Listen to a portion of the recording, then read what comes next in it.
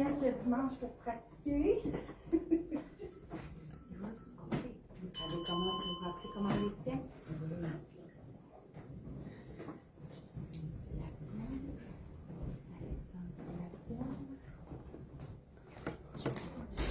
Touche le nez.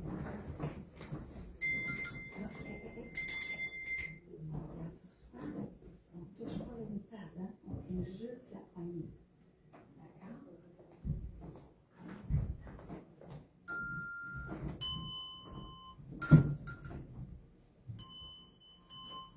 Un bébé dort dans une crèche, les anges chantent doucement, car le bébé de cette crèche sera le sauveur des enfants. Donc c'est Noël, Jésus nous est né, car le bébé de cette crèche sera le sauveur des enfants.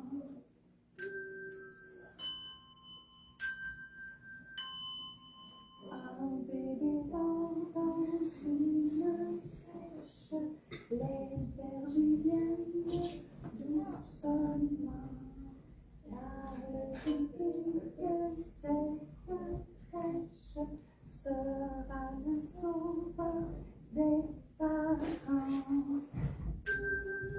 Donc c'est Noël, Jésus nous est né, car le bébé de cette crèche sera le sauveur des parents.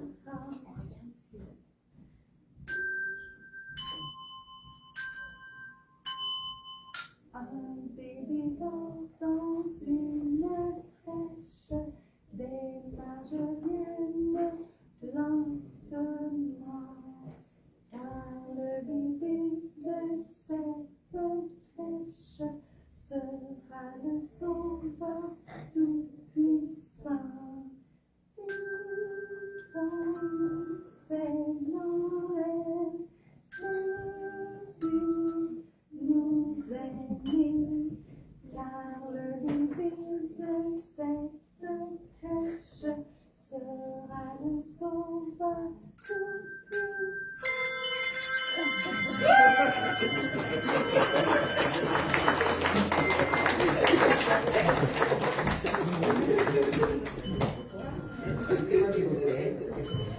C'est gênant devant tout le monde.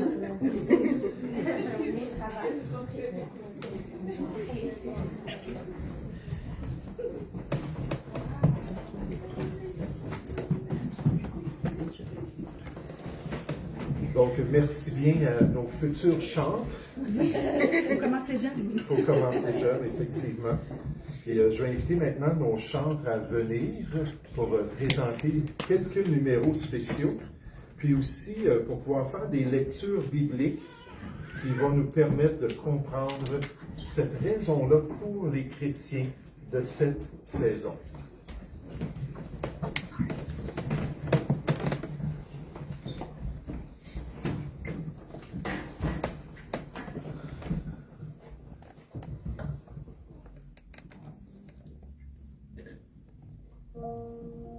Voici de quelle manière arriva la naissance de Jésus-Christ. Marie, sa mère ayant été fiancée à Joseph, se trouva enceinte par la vertu du Saint-Esprit, avant qu'ils aient habité ensemble. Joseph, son époux, qui était un homme de bien et qui ne voulait pas la diffamer, se proposa de rompre secrètement avec elle. Comme il y pensait, voici un ange du Seigneur lui apparut en songe. Il dit, Joseph, fils de David, ne crains pas de prendre avec toi Marie, ta femme, car l'enfant qu'elle a conçu vient du Saint-Esprit. Elle enfantera un fils et tu lui donneras le nom de Jésus. C'est lui qui sauvera son peuple de ses péchés. Tout cela arriva afin que s'accomplisse ce que le Seigneur avait annoncé par le prophète. Voici, la Vierge sera enceinte, elle enfantera un fils, et on lui donnera le nom d'Emmanuel, ce qui signifie Dieu avec nous.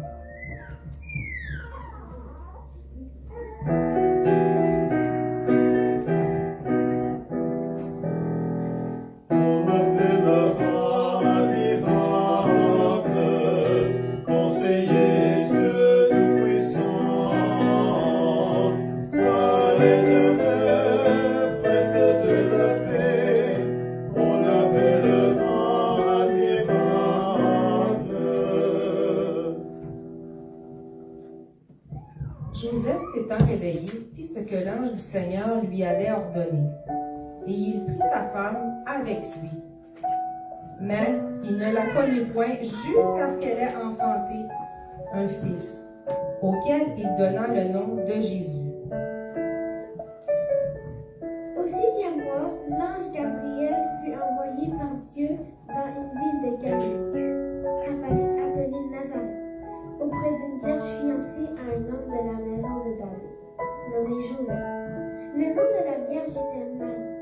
L'ange entra chez elle et dit: Je te salue, toi qui une grâce a été faite. Le Seigneur est avec toi. Troublée par cette parole, Marie se demandait ce que pouvait signifier une telle salutation.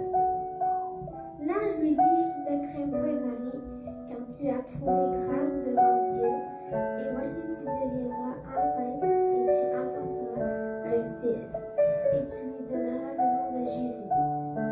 Il sera grand et sera appelé Fils du Très-Haut, et le Seigneur Dieu lui donnera le trône de David, son père.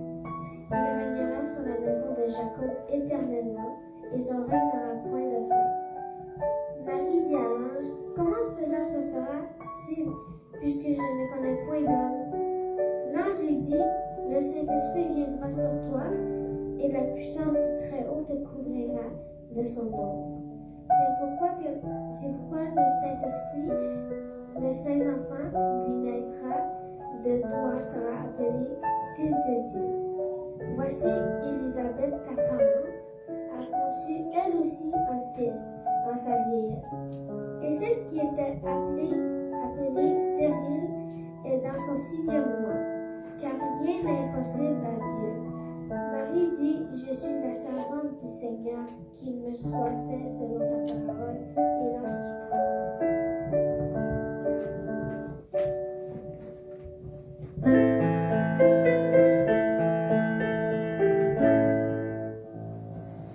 C'est l'ange Gabriel qui vient du ciel pour annoncer à Marie une nouvelle. Je te salue, toi qui une grâce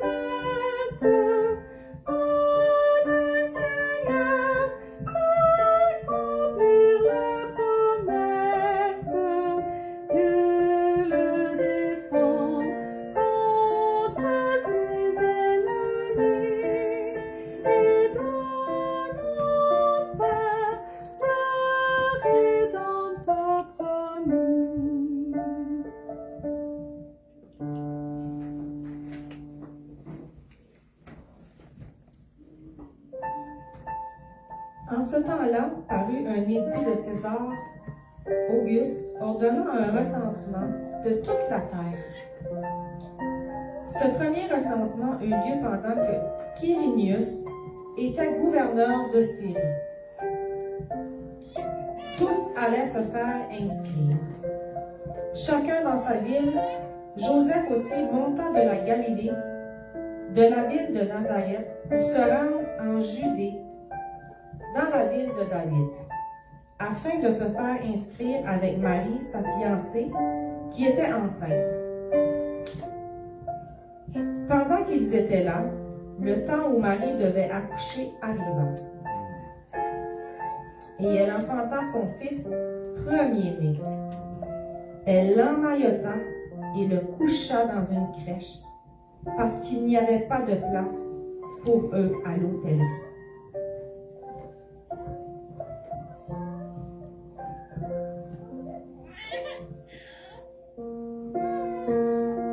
Il y avait dans cette même contrée des bergers qui passaient dans les champs les veilles de la nuit pour garder leurs troupeaux.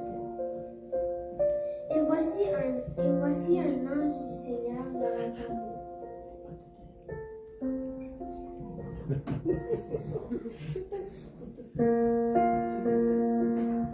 Quel doux bébé,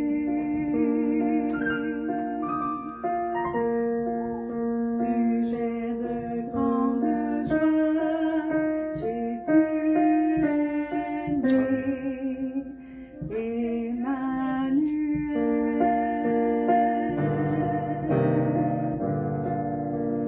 Dieu parmi nous.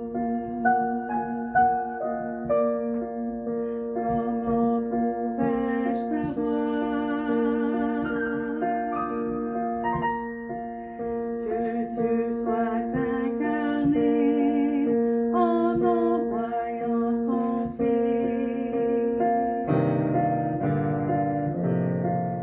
mon Fils le seul promis, une promesse accomplie.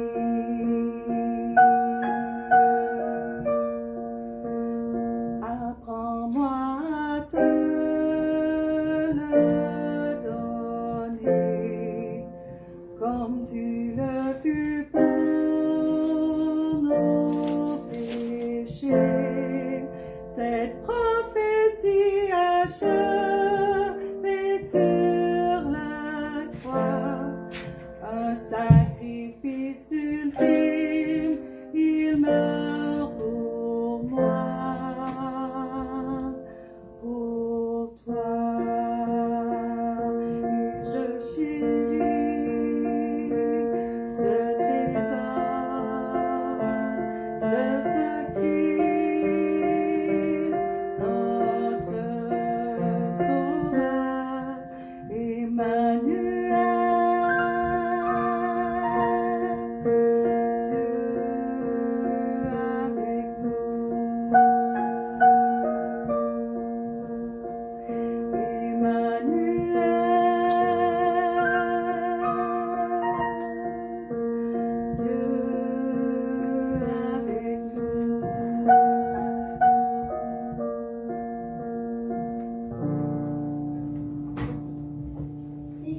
Il y avait dans cette même contrée des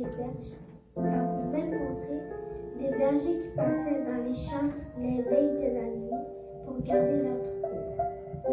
Et voici un ange du Seigneur leur apparut, et la gloire du Seigneur resplendissait autour d'eux.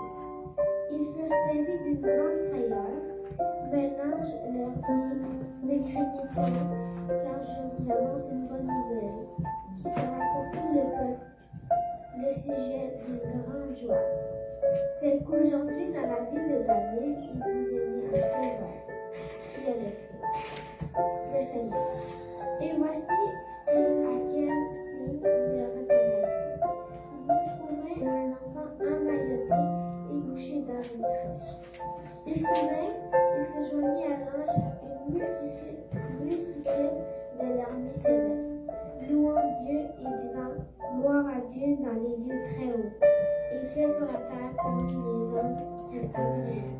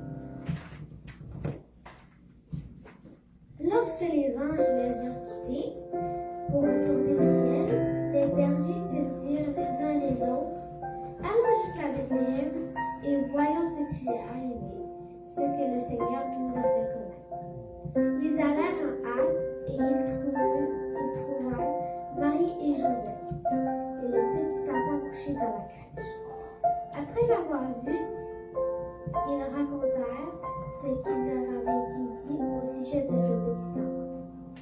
Tous ceux qui les entendirent furent dans l'étonnement de ce que leur disaient les bergers. Marie gardait toutes ces choses et les repassait dans son cœur. Et les bergers s'en retournèrent, glorifiant et louant Dieu pour tout ce qu'ils avaient entendu et vu, et qui était conforme à ce qui leur avait été annoncé. Qui a cru à ce qui nous était annoncé? Qui a reconnu le bras de l'Éternel? Il s'est élevé devant lui comme une faible plante, comme un rejeton qui sort d'une terre desséchée. Il n'avait ni beauté, ni éclat pour attirer nos regards. Et son aspect n'avait rien pour nous plaire. Méprisé et abandonné des hommes, homme de douleur et habitué à la souffrance, semblable à celui dont on détourne le visage, nous l'avons dédaigné. Nous n'avons fait de lui aucun cas. Cependant, ce sont nos souffrances qu'il a portées. C'est de nos douleurs qu'il s'est chargé. Et nous l'avons considéré comme puni, frappé de Dieu et humilié. Mais il était blessé pour nos péchés, brisé pour nos iniquités. Le châtiment qui nous donne la paix est tombé sur lui. Et c'est par ses meurtrissures que nous sommes guéris.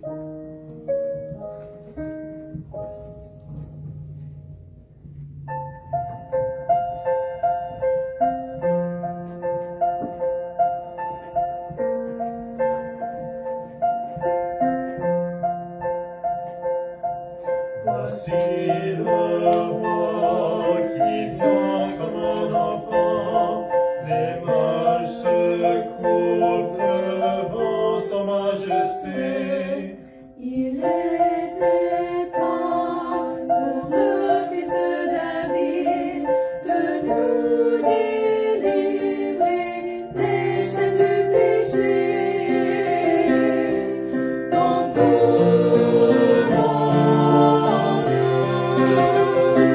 car notre roi est digne et fait son vœu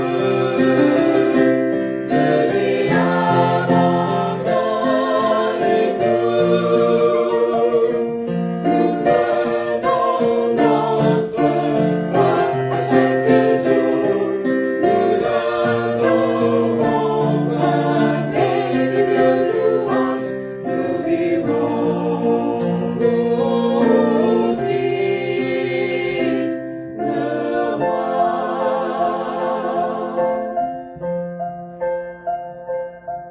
Voici le roi, le corps ensanglanté, méprisé, depuis le couronné.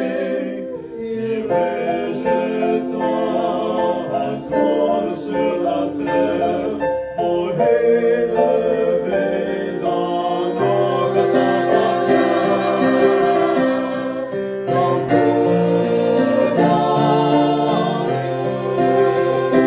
car notre roi est digne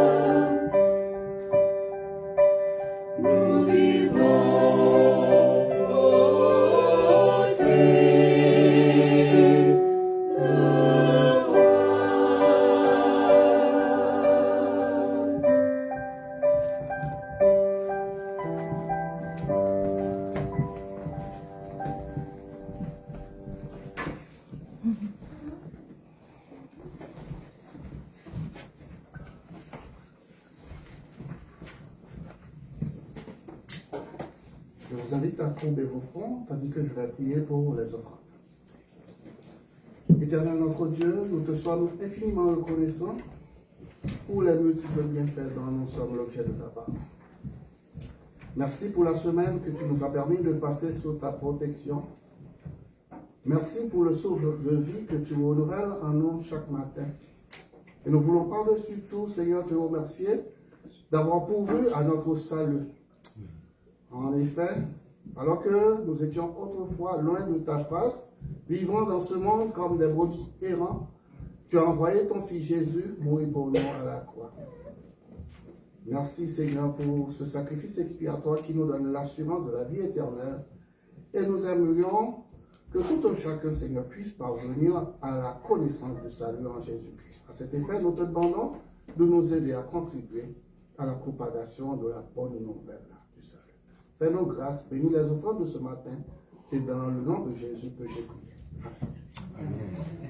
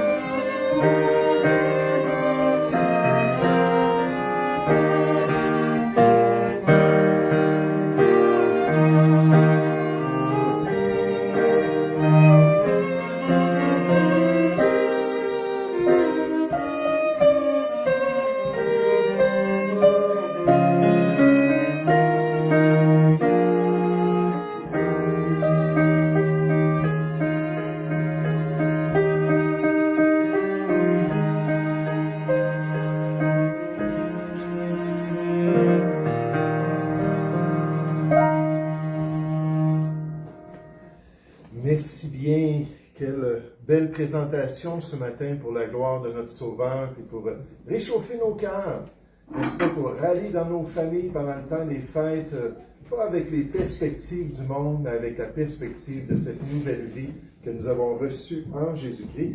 Après la réunion, on va avoir l'occasion de manger un beau repas ensemble. Je vous invite tous à vous joindre à nous. Ça a été préparé avec amour. Puis j'ai vu tout à l'heure, quand je suis descendu, ce qu'il y a. Puis encore une fois, c'est un beau festin.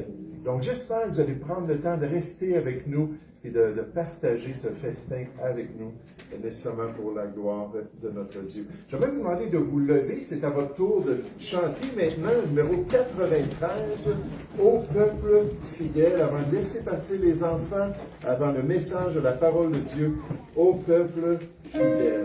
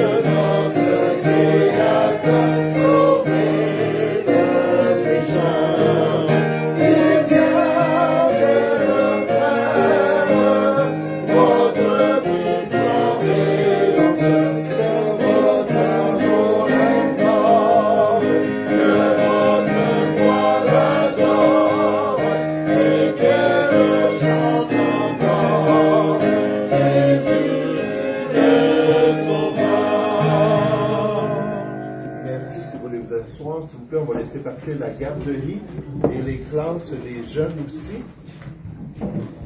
J'ai apprécié les tout petits tout à l'heure qui ont fait leur présentation avec les cloches. C'était pas facile parce que pendant les derniers mois, ça variait. Les enfants qui étaient présents dans les classes, des fois il y en avait plus, des fois il y en avait moins. Et même ce matin, on n'était pas certain qui allait être présent. Donc c'était le défi pour notre monitrice d'avoir assez de jeunes pour présenter, pour faire cette présentation.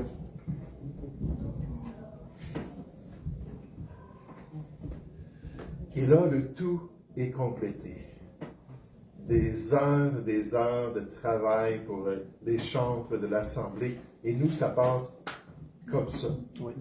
Et comme je suis reconnaissant de ces voix qui ont été proclamées le message ce matin, comme je suis joyeux de cette participation. Et juste en passant pour la nourriture, je dis tout de suite d'avance merci.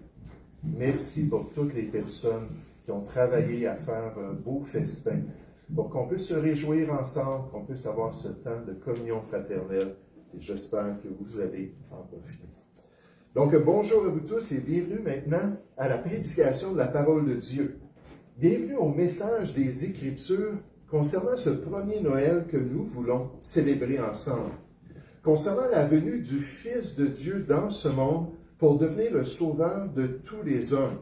Et encore une fois, je le répète ce matin, on ne veut pas oublier à travers toutes ces célébrations, ces rencontres familiales, à travers tout le temps qu'on va passer avec les gens, peut-être à s'échanger des cadeaux, puis à se tourner vers le matérialisme de notre société, on ne veut pas oublier la vraie raison pour la saison.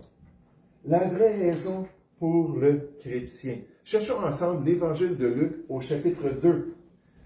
L'Évangile de Luc au chapitre 2, je remercie Nadia et Lovana aussi qui ont été prêtes un peu à la dernière minute de venir puis de pratiquer ces textes. Puis un des textes qui a été lu pour nous tout à l'heure dans la présentation, c'est Luc au chapitre 2, à partir du verset 1 jusqu'au verset 20 ce matin.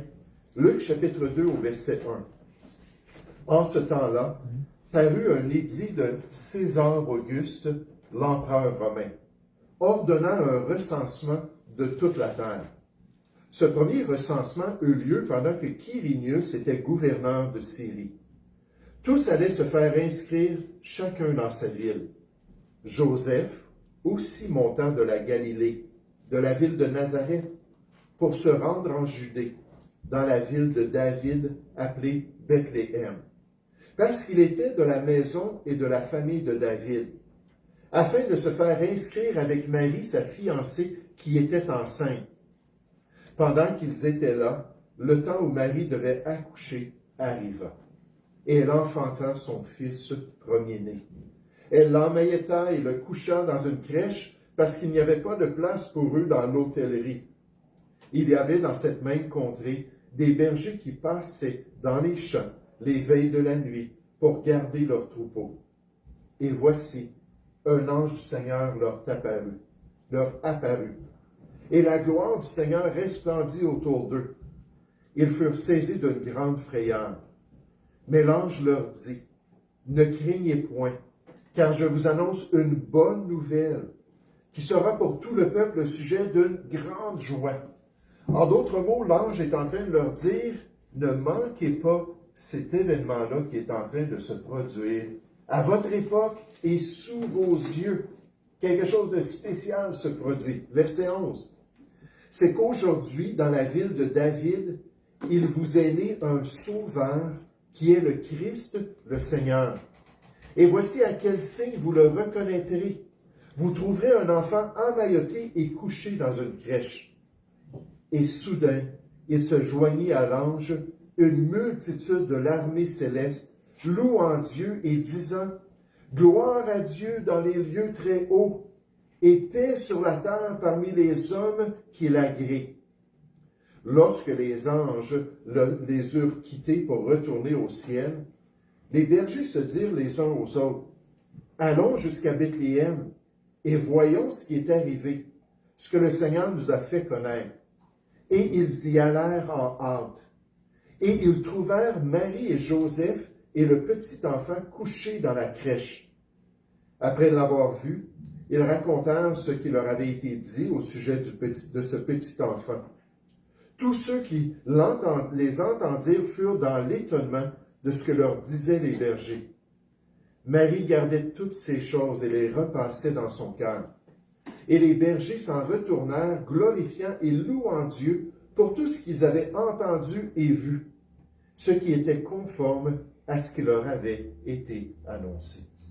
Et ce matin, j'aimerais qu'on puisse vraiment se concentrer sur cet aspect-là d'une annonce spéciale que l'ange est venu présenter à ses humbles bergers. Regardez les versets 10 à 12, on va pas mal se limiter à ces versets ce matin. On nous dit au verset 10, « Mais l'ange leur dit, « Ne craignez point, car je vous annonce une bonne nouvelle, qui sera pour tout le peuple le sujet d'une grande joie.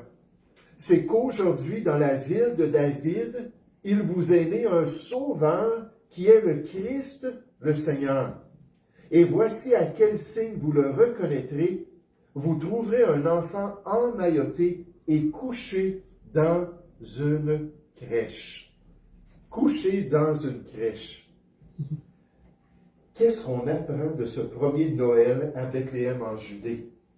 Comment pouvons-nous acquiescer et vraiment célébrer ce vrai sens derrière le temps des fêtes traditionnelles?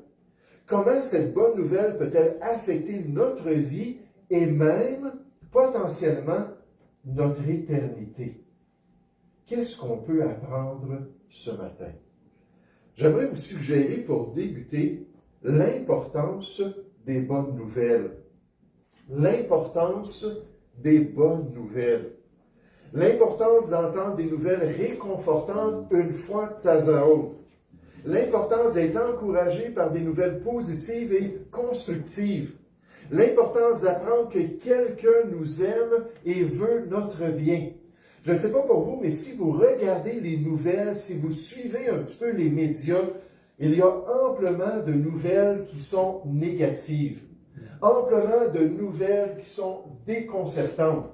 Je pensais à cette semaine en Ukraine, alors qu'il y a 4 navires turcs qui étaient stationnés dans un port en Ukraine et qui ont été frappés par des drones russes.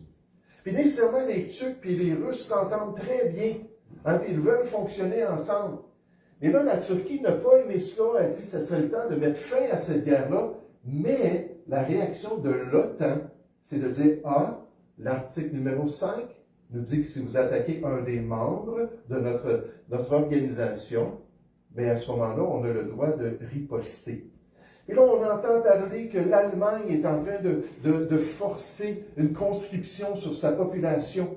On entend ici que le gouvernement du Canada est en train d'offrir 50 000 $ à toute personne qui veut se joindre à l'armée, ayant, je pense, 28 000 réservistes. Ils veulent monter ça à 300 000 réservistes. Donc, il y a une poussée, on entend ça en Angleterre, on entend ça en France. Puis là, on a l'image d'une guerre qui s'en vient. Puis si vous écoutez moindrement les nouvelles, vous dites, mon ami, c'est donc bien décourageant. C'est donc bien laid de voir les tensions internationales, puis les déclarations de présidents, puis toutes sortes de situations.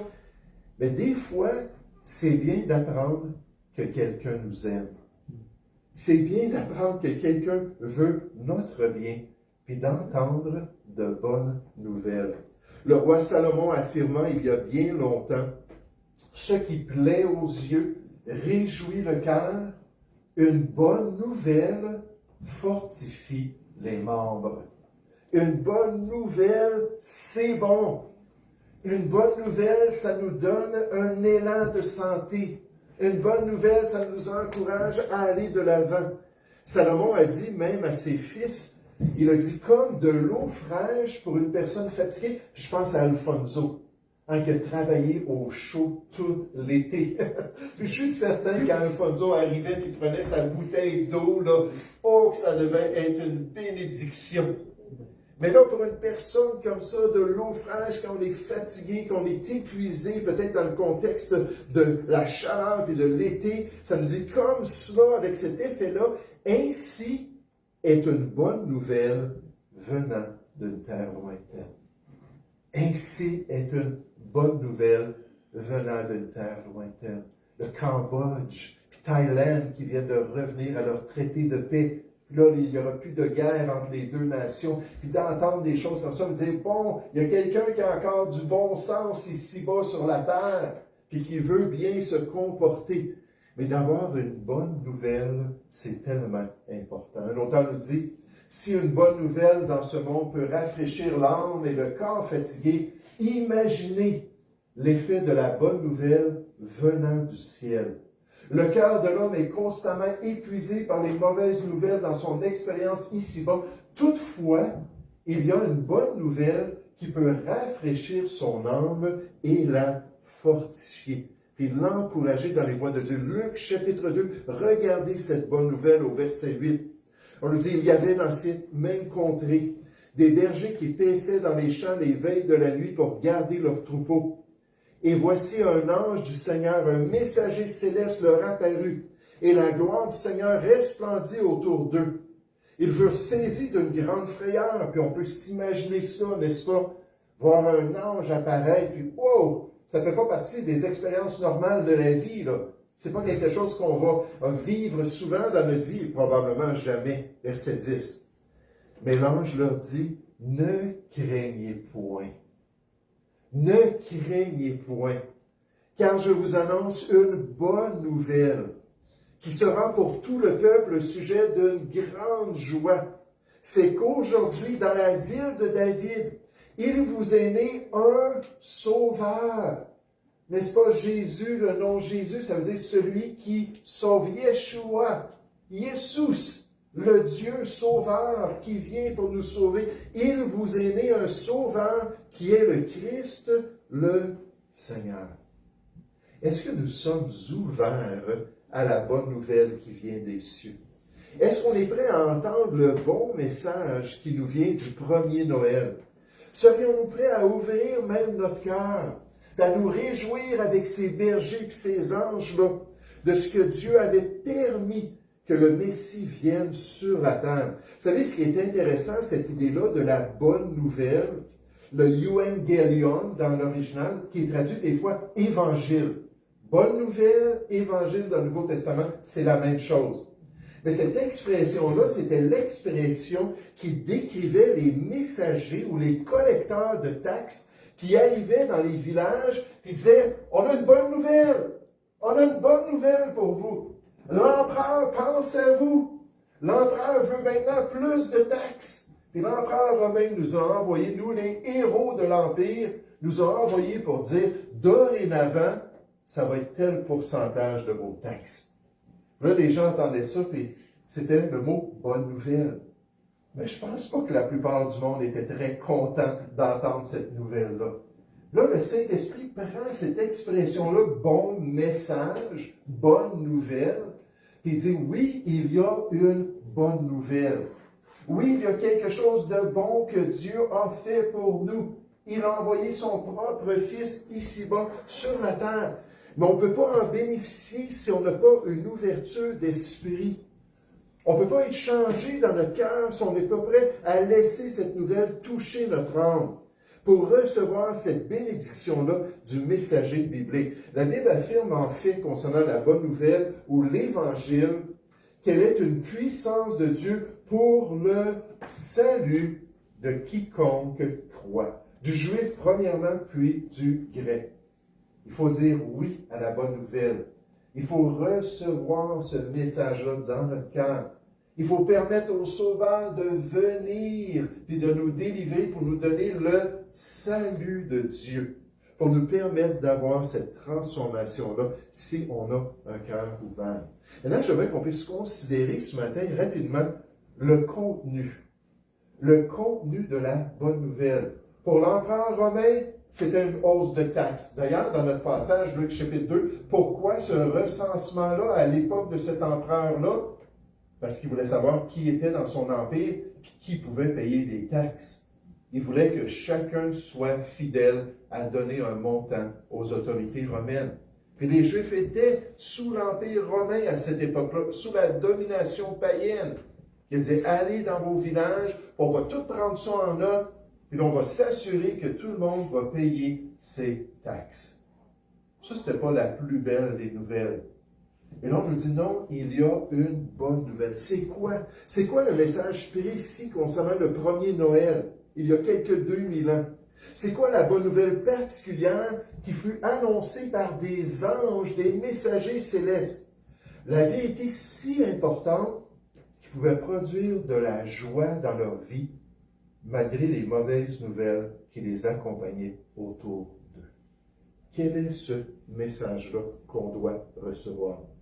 Vous savez, je veux juste donner comme expérience personnelle qu'à l'âge de 15 ans, il y a quelqu'un qui est venu cogner à la porte chez moi.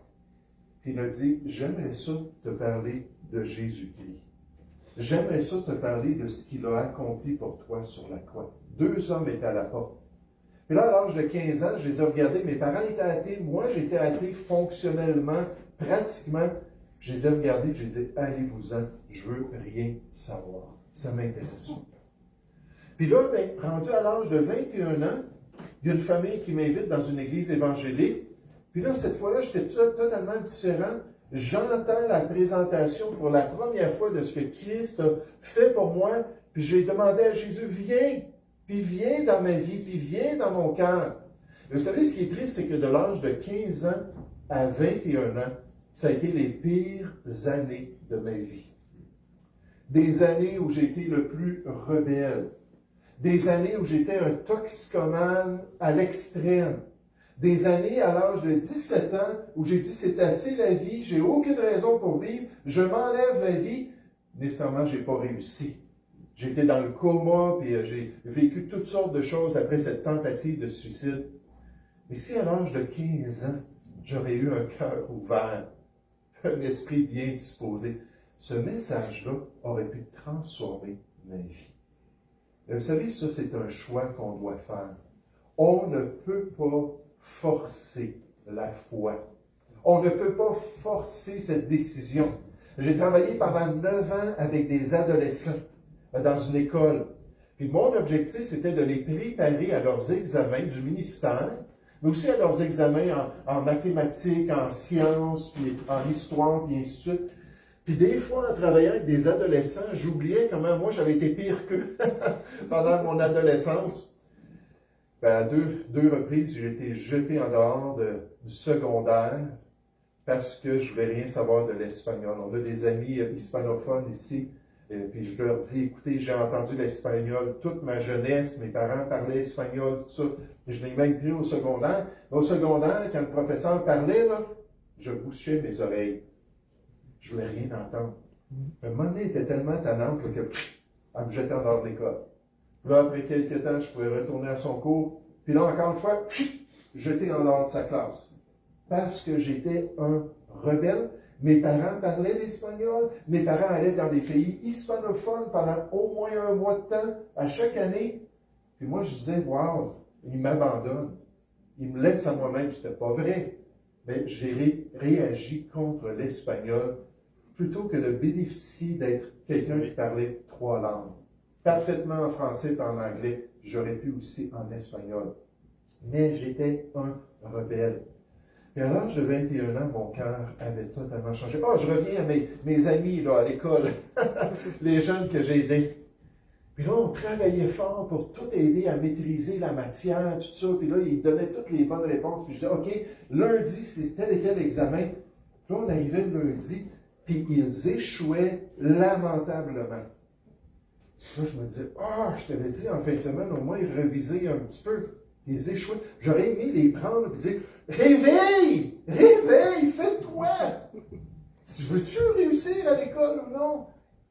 Et vous savez, on a eu des très beaux succès avec cette petite école-là. Il y en a qui sont devenus avocats, il y en a qui sont devenus juste des ouvriers, mais des jeunes qui ont bien réussi dans leur éducation, qui ont développé ce qu'ils avaient besoin de développer en tant que discipline personnelle pour aller au cégep, l'université, puis peu importe, juste s'en aller comme ouvrier. Mais malheureusement, il y en avait plusieurs que ça n'avait pas fonctionné. Et la raison, c'était leur choix personnel. Ça, c'est important de réaliser ça. En face de Noël, en face de cette réalité-là du premier Noël, on a un choix à faire vis-à-vis ce merveilleux message. Regardons le message au verset 10 de notre texte. Dans Luc chapitre 2, au verset 10, on nous dit, mais l'ange leur dit, ne craignez point, car je vous annonce une bonne nouvelle qui sera pour tout le peuple le sujet d'une grande joie. C'est qu'aujourd'hui, dans la ville de David, voici l'essentiel. Il vous est né un sauveur qui est le Christ le Seigneur. Et voici à quel signe vous le reconnaîtrez. Vous trouverez un enfant emmailloté et couché dans une crèche. Alors, remarquez ce que l'ange leur a dit à ces bergers-là. Il leur a dit, il vous est né un sauveur qui est le Christ, le Seigneur. Qu'est-ce que la Bible veut dire quand elle parle d'un sauveur? Ça revient régulièrement dans le Nouveau Testament. C'est lié à ce premier Noël-là d'une manière très claire. Qu'est-ce qu'on veut dire lorsqu'on parle d'un sauveur? Un sauveur, c'est un libérateur. C'est un protecteur. Celui qui délivre du danger ou d'un danger et de la destruction et qui conduit à la prospérité et au bonheur. Moi, j'aimerais dire que les parents ici, vous êtes comme des sauveurs pour vos enfants. Pourquoi? Parce que vous voulez leur bien. Pourquoi? Parce que vous savez que si votre petit enfant de 2 ans se met à marcher sur le terrain, que vous allez surveiller qu'il ne s'en ira pas marcher dans la rue, qu'il ne sera pas en danger. Est-ce que vous voulez le bien de vos enfants? Et si on nous parle de quelqu'un qui allait venir, qui allait avoir ce rôle-là pour l'humanité tout entière, c'est comme une personne sur un navire qui envoie une bouée de sauvetage pour empêcher quelqu'un de se noyer. Hein, ça arrive, même cette année, c'est arrivé. Là, vous voyez comment j'écoute les nouvelles, comment je suis les médias. Mais à 2 reprises que j'ai entendu cette année, en 2025, il y a quelqu'un qui était sur un bateau de croisière, et d'une manière ou d'une autre, il est tombé à l'eau. Et si vous connaissez comment c'est fait un bateau de croisière, je ne suis jamais allé sur un bateau de croisière, je suis allé dans des sous-marins militaires, je suis allé sur des porte-avions géants, tout ça. Mais je sais qu'un bateau de croisière, si tu tombes dans l'eau, c'est pas une petite affaire. Puis là, ça a pris quelqu'un qui a annoncé qu'il y avait une personne qui était tombée dans l'eau. Puis là, ça a pris quelqu'un qui a envoyé une bouée de sauvetage pour rattraper la personne ou aller directement avec un bateau pour aller la chercher. Qu'est-ce que la personne voulait faire? C'était de la sauver, la sauvegarder, n'est-ce pas, des dangers qu'elle était en train de vivre. Et c'est comme si une personne comme ça était venue sur la terre, qu'elle était venue pour nous sauver, pour nous envoyer une bouée de sauvetage pour chacun de nous. Sauver de quoi? La Bible est très claire. Elle nous dit qu'on est tous dans le même bateau, car tous ont péché. Tous ont péché. C'est quoi le péché? C'est faire ce qui est mal. C'est de mal parler, de mal se comporter, de mal réagir. Moi, je suis un tempérament assez chaud. Il faut toujours que l'Esprit de Dieu me donne la maîtrise de soi parce que je deviens très irrité, là, et intensément là, irrité. J'ai besoin de la grâce de Dieu. Et toutes sortes de choses que Dieu condamne, qui détruit nos relations avec Dieu, qui détruit notre relation avec les êtres humains. Et la Bible nous donne des listes de péchés. Le mensonge. Tous les menteurs, la Bible nous parle. Le vol. Même une petite chose. Hein, des fois, à l'école, on voyait le crayon de notre voisin, puis pendant la pause, on allait, puis c'était pas grand-chose, un petit crayon qui avait parmi ces crayons. Mais c'était assez pour dire que j'étais un voleur. Si on a déjà convoité la maison de notre prochain, ou un homme qui convoite une femme qui n'est pas son épouse. Et la Bible nous dit dans Matthieu 5 que même dans nos intentions, puis dans la profondeur de notre cœur, si on convoite quelque chose qui n'est pas à nous, et Dieu dit non, ça c'est de l'adultère, c'est de la convoitise. Est-ce qu'on a déjà pris le nom de Dieu? On s'est fâché pour on nous dit les fameux noms qui sont des jurons. Mais Dieu condamne ça, il ne laissera pas les gens qui sont coupables sans les punir à cause de leur péché. Et nous sommes privés, la Bible nous dit, de la gloire de Dieu. Nous sommes privés du paradis de Dieu à cause de ça. On est tous pareils. On doit le reconnaître. La Bible nous dit ainsi, la mort s'est étendue sur tous les hommes parce que tous ont péché. Pourquoi est-ce qu'il y a des cimetières dans tous les pays du monde? Pourquoi est-ce que vous connaissez quelqu'un dans votre famille qui est décédé, qui est parti dans l'au-delà? Pourquoi la mort? La Bible nous dit que c'est une conséquence de nos péchés. Dieu est juste et un jour il doit nous enlever notre vie. Mais Dieu veut nous délivrer de cette condamnation, de notre péché. Il veut nous délivrer de notre état personnel. Regardez la grâce de Dieu comme la bouée de sauvetage offerte aux pécheurs naufragés à chacun de nous. Nous sommes tous en péril, nous dit le docteur Riles, engloutis par les eaux de la condamnation, incapables de nous sauver nous-mêmes. Et qu'est-ce que Christ a fait? Il a lancé la bouée de son sacrifice sur la croix, nous invitant simplement à nous accrocher avec une main de foi à son salut. Un sauveur est celui qui nous délivre du danger que nous ne pouvions éviter par nous-mêmes, non en nous montrant comment nager, mais en nous fournissant le seul moyen de salut que le ciel pouvait offrir. Et c'est pour ça que le Seigneur Jésus lui-même décrit sa venue, décrit la raison pourquoi il y a eu le premier Noël en nous disant, il dit, car le Fils de l'homme, ça c'est Jésus, car Jésus est venu, non pour perdre les âmes des hommes, mais pour les sauver. Il est venu pour nous sauver, pour nous délivrer, nous arracher de notre condamnation. Il le dit encore une fois au sujet de lui-même, car le Fils de l'homme est venu chercher et sauver ceux qui étaient perdus. Vous savez, même si j'étais un rebelle à l'âge de 15 ans, j'aurais jamais avoué que j'étais une mauvaise personne. Non, j'aurais dit c'est à cause de mon père si je suis un rebelle. C'est à cause de l'école si je suis un rebelle. C'est à cause de la société si je suis un rebelle. Jamais j'aurais dit oui, je suis coupable. Vous savez, il y a des gens qui ont bien de la misère à avouer cela. Parce qu'ils disent, j'ai tellement fait ce qui est bien. J'étais un bon père de famille, j'étais une bonne épouse, j'étais un bon mari, j'étais un bon citoyen. Mais de voir que mes bonnes actions, c'est pas le problème.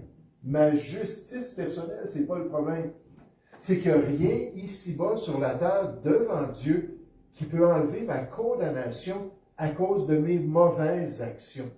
La Bible dit, sans effusion de sang, il n'y a point de pardon venant de Dieu. Ça prenait une victime, quelqu'un qui vienne souffrir à notre place, qui verse son sang pour nous. Et c'est exactement ce que le Seigneur Jésus a fait.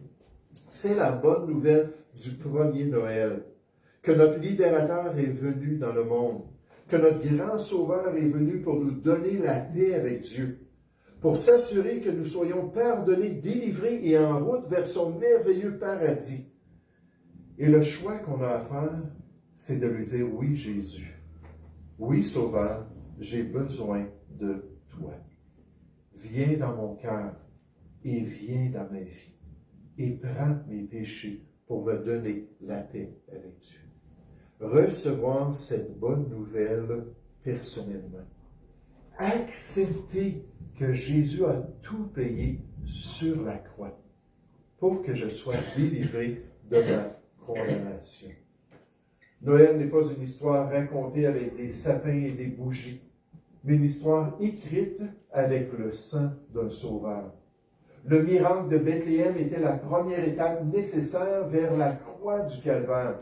L'enfant est né non seulement pour vivre parmi nous, mais pour mourir à notre place. C'est pour ça qu'il est allé à la croix. Il dit, personne ne m'ôte ma vie, je la donne de moi-même, Jean 10, 18, pour les gens, pour qu'ils puissent être sauvés. Le premier Noël est avant tout un rappel solennel que le Fils de Dieu est venu pour chercher et sauver ceux qui étaient perdus. Et que le seul véritable cadeau que nous pouvons recevoir est ce salut qu'il nous offre.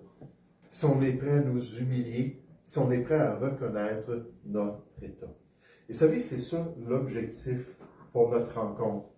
Les gens m'écrivent sur Internet et disent « Ah, Jésus n'est pas né le 25 décembre, c'est faux. » On sait que c'est pas le 25 décembre et on ne dit pas que c'est le 25 décembre. « Oh, le temps de Noël, c'est un temps païen historiquement. » Oui, c'est le Saturnal.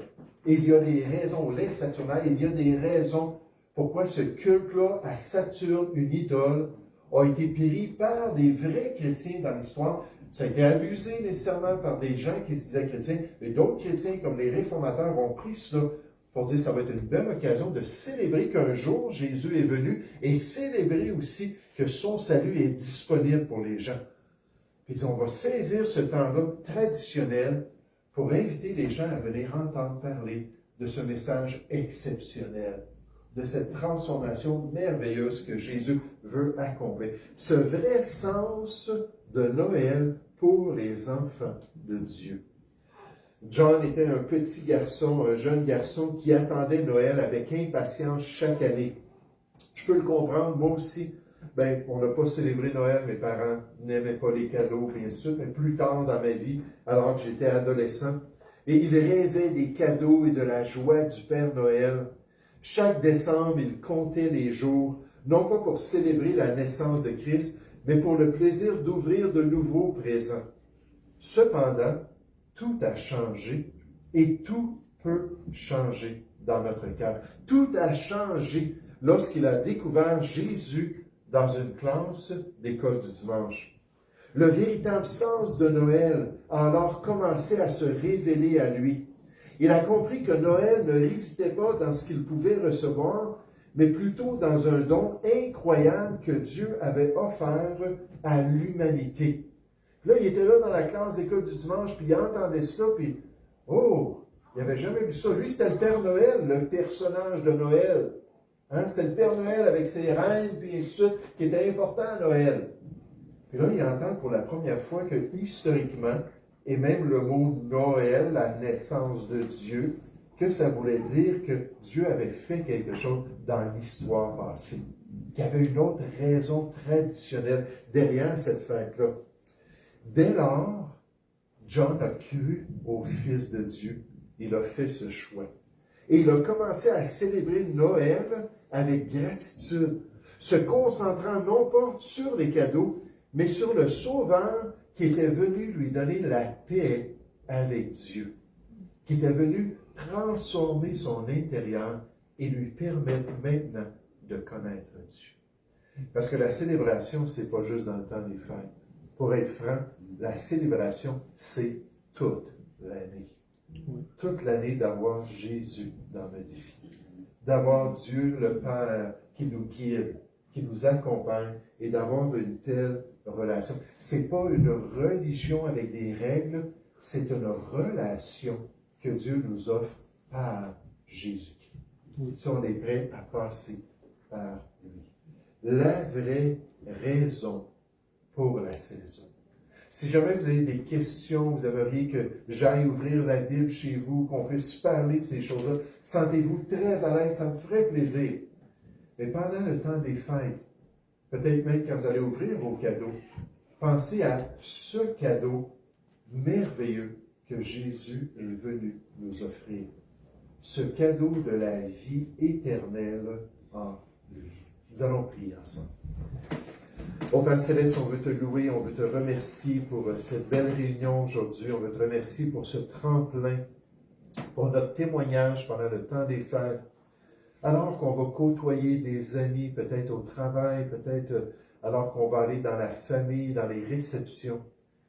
Mais tout à travers ce temps, Seigneur, on te prie que tu puisses vraiment nous permettre de t'honorer, nous permettre de parler de ce Sauveur merveilleux, de Jésus lui-même, Emmanuel, Dieu parmi nous, et Dieu qui est venu pour nous donner une nouvelle vie.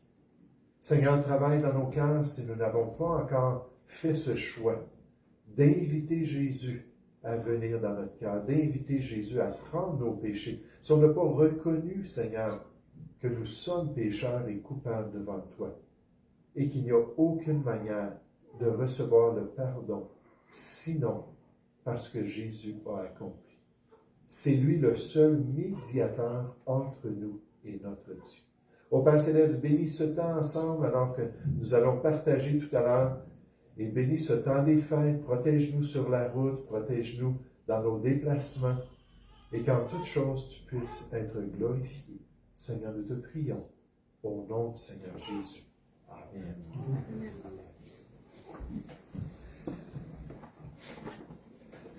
Je vais vous demander de vous lever, s'il vous plaît. Juste un dernier cantique pour brûler quelques calories de plus avant d'aller les combler tout à l'heure. Je dis toujours